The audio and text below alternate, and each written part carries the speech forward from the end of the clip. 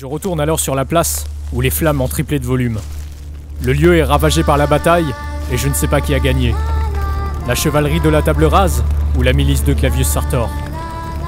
La vérité se fait vite savoir lorsque je découvre avec effroi les corps sans vie de mes amis.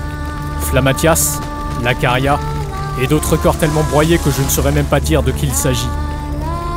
Je m'assois sur un arbre mort rongé par les flammes qui vient de tomber au sol et regarde le château de Clavius s'écrouler petit à petit.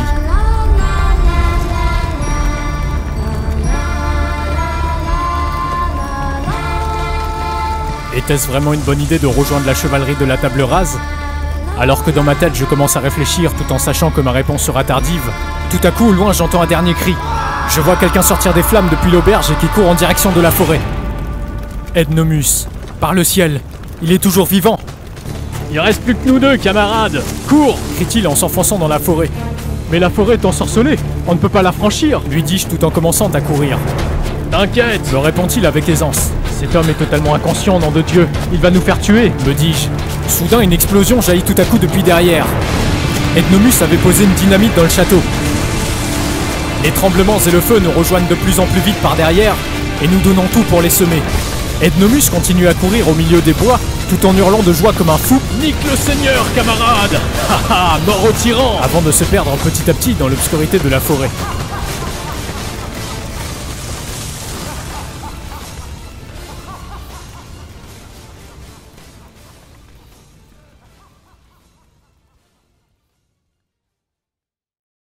Le livre de Clavius Sartor, épisode 6.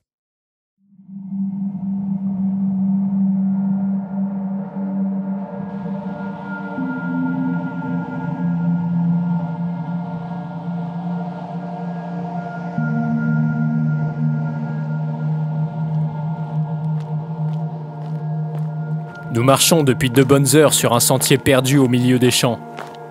Avec Ednomus, nous avons semé l'ennemi en nous enfonçant dans la forêt. Nous l'avons même peut-être réduite en poussière. Les images du château en feu et des miliciens nous tirant dessus me hantent l'esprit. Cela restera gravé à jamais dans ma tête.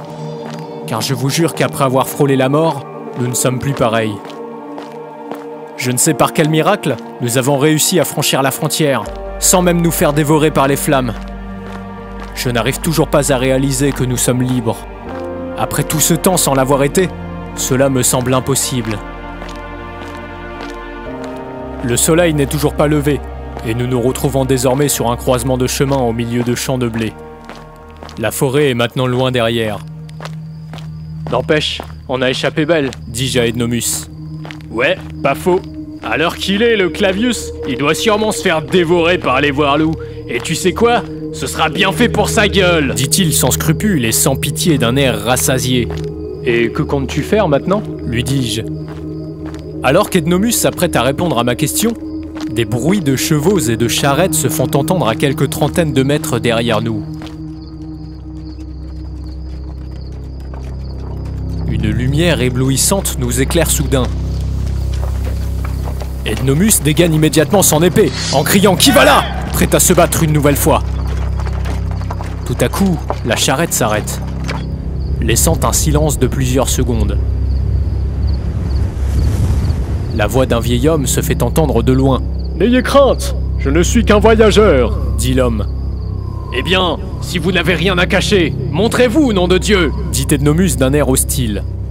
Je baisse alors l'épée de mon camarade. « Oh, Ednomus, nous ne sommes plus en Anarchonie, voyons. Laisse-moi faire, tout va très bien se passer. » lui dis-je avant de m'approcher doucement de la charrette. Je remarque la présence de nombreuses marchandises et des odeurs d'épices exotiques. Je vois un homme, d'une 60aine d'années, barbu, et qui semble être épuisé d'un long voyage. « Si c'est de l'argent que vous voulez, messieurs, j'en ai plein. Maintenant, laissez-moi retourner à Forturis, je dois y faire fortune. » « Excusez-moi, maître marchand, vous avez bien dit Forturis ?» lui dis-je. Le vieil homme se met à faire une grimace tout en m'éclairant avec sa torche afin de mieux m'observer. Quand tout à coup, son visage se décompose. « Ah bah ça alors! Mais vous êtes Antoine de Troyes? On vous croyait mort au village. Montez, je vous prie !» Nous montons alors avec Ednomus dans la charrette. Et malgré le peu de place, nous tenons. Le généreux monsieur continue à être surpris de me voir tout en avançant vers le village de Forturis. Il nous offre même un coup à boire, et un peu de nourriture exotique venue d'Orient et d'Asie, tout en nous parlant de son périple. Saviez-vous que dans le désert, les dromadaires ne boivent pas? Il faut faire très attention aux scorpions également. Tenez, l'autre jour, j'en ai retrouvé un dans mes poulaines. Ah, sacré scorpion! Heureusement que le toubib était là. Vous savez, la médecine est très développée là-bas. L'Occident devrait en prendre de la graine, au lieu d'aller faire des croisades qui n'aboutiront jamais. C'est un marchand qui visiblement revient de Terre Sainte pour revendre des épices rares au bourg. Et ainsi faire fortune comme il le dit si bien, d'où son humeur extrêmement enthousiaste.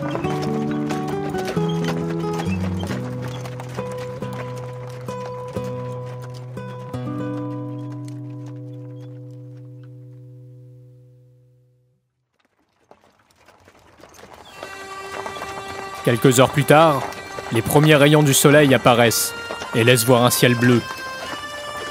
Je vois de loin une colline avec des remparts et un château fort au sommet du village. Nous nous rapprochons du fief de Forturis, là où mon père Hugon de Troyes est le seigneur.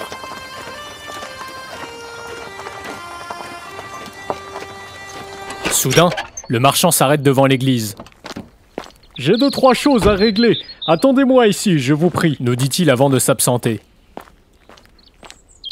Ednomus tapote discrètement sur mon épaule en me montrant du doigt le marchand. « Hé, camarade, t'as vu avec qui il parle ton marchand? Je peux te dire que ces gars-là, c'est pas des rigolos, me dit-il. En effet, que viennent faire des Templiers à Forturis? J'essaye d'écouter leur conversation de loin, mais la cloche se met à sonner. Impossible d'entendre ce qu'ils se disent. Trop tard. Le marchand est déjà de retour. Vous voyez, messieurs, c'était pas long. Nous pouvons reprendre la route, dit-il en faisant avancer ses chevaux.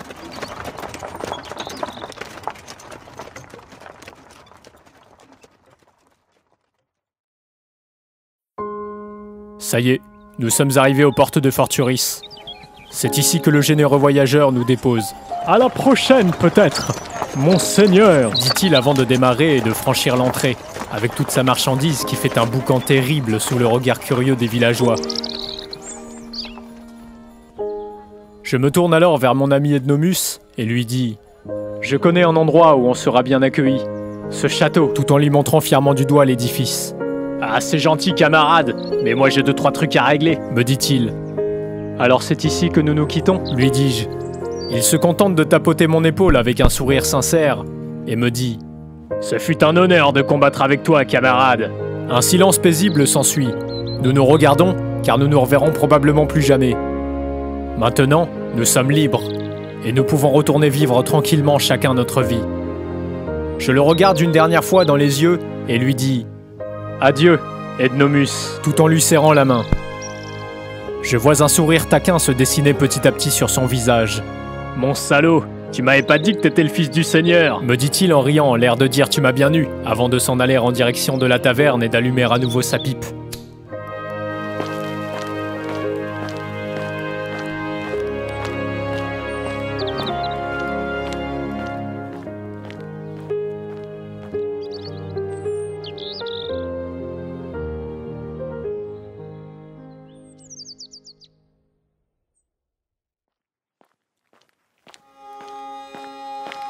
Trois ans que je n'étais pas revenu dans ce village.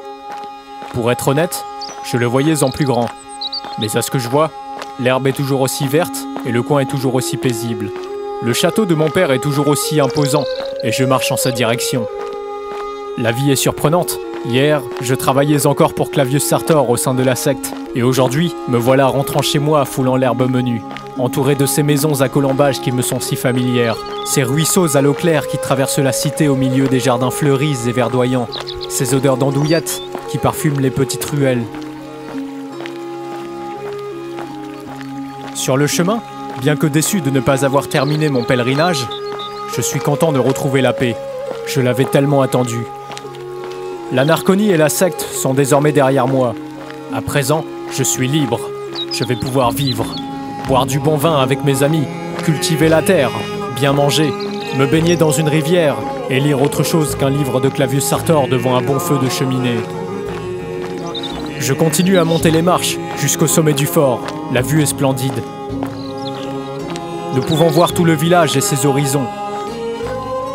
Lorsque j'étais gamin, je ne me rendais pas compte de la beauté de ce lieu, puisque je passais par là tous les jours. Je me souviens d'un marcheur parisien qui jadis m'avait dit que cet endroit lui faisait fortement penser à la butte de mon martyrium. Peut-être, mais nous avons du bon champagne, car me voilà arrivé au pont-levis, face aux portes du château fort. Et je me demande bien quelle tête feront mon père, ses gardes et sa servante lorsqu'ils me verront débarquer après tout ce temps.